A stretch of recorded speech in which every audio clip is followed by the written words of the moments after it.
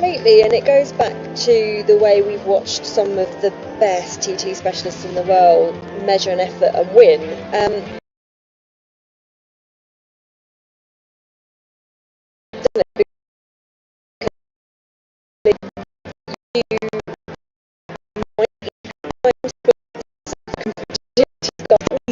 Very experienced riders get it wrong, fall apart.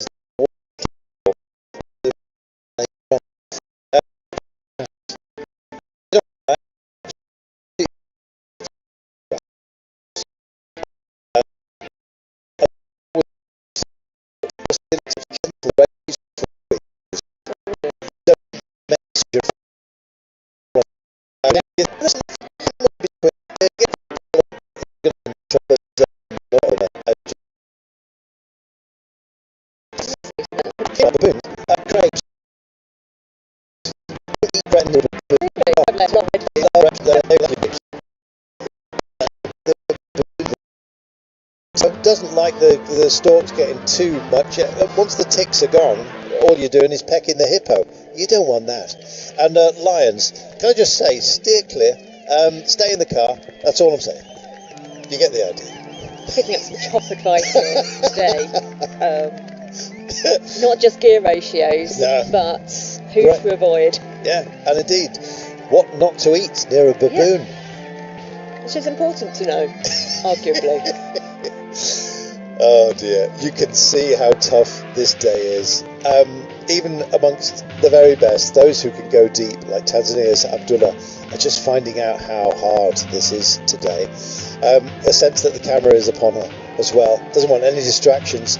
Meanwhile, there's plenty. Look at this. Look at these crowds. This is what it's all about for so many riders today, is absorbing this level of experience, going up on the clock against the best World Tour riders, the best professionals in the world, gaining the experience of a race of this scale. You can't say enough how significant that is. Nerere here, of course, our first rider off this morning for Rwanda, Rwandan national TT champion, pretty handy in the road race as well. And I think she'll be able to absorb this as well as putting in the level of concentration and effort, but you can see the difference in riding style. You can see how sapped some riders are already on this course, and I think it goes back to what we were saying before about the riders that are more specialists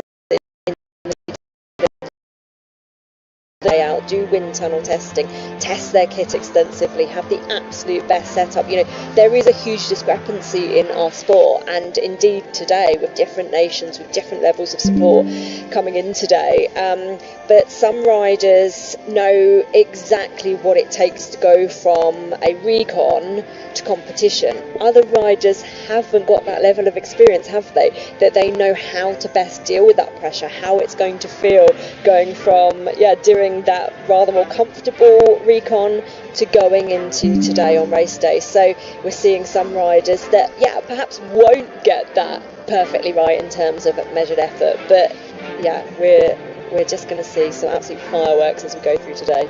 This is Lola Al Mari, just trembling.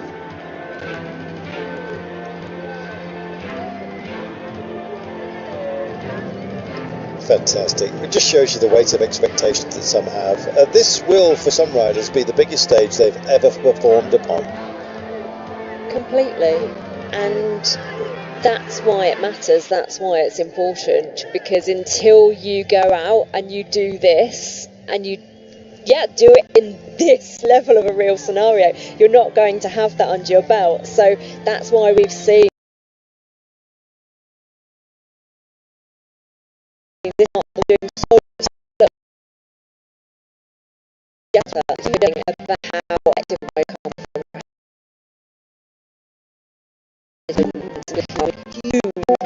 Huge injuries, but coming back so quickly. And I don't know about you, Carlton, but sometimes I have to go back and check myself on when was it that they had that incident, race scenario, because it is seemingly like the blink of an eye that they're not only back in the peloton, but they're back to winning. And so we were talking about Soraya Paladin, who's of course started her TT effort today, and she broke her collarbone in that crash in the Tour de France Femme. At stage 7, she had to retire from the race. And it'll be really interesting to see how that recovery's gone for her and how she goes today as quite an early starter. Do you know what? I did my collarbone, a compression fracture of my right collarbone in 2016. I still haven't got over it.